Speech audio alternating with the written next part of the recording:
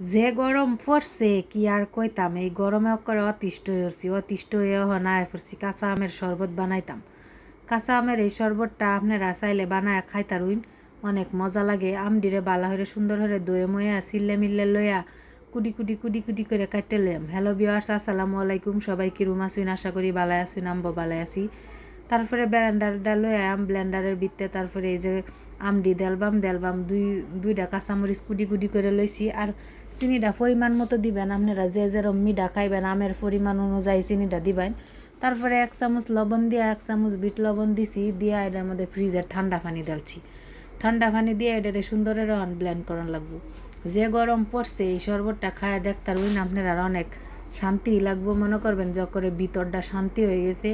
এটা গ্যাস্ট্রিকের একটু সমস্যা কমাইবো, আর শরীরের মনে করেন যত চর্বি মরবি আছে সব একবার আউট করে লাবো।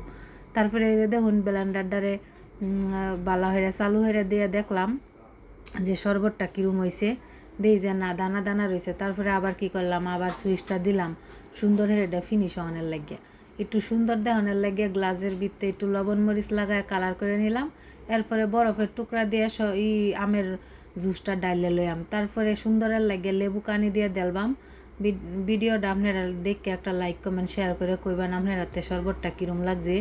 এই যে দেখুন, তারপরে আমি একটু সুন্দর হয়ে সাজাই লইলাম। ভিডিওটা এই পর্যন্ত। আসসালামু আলাইকুম।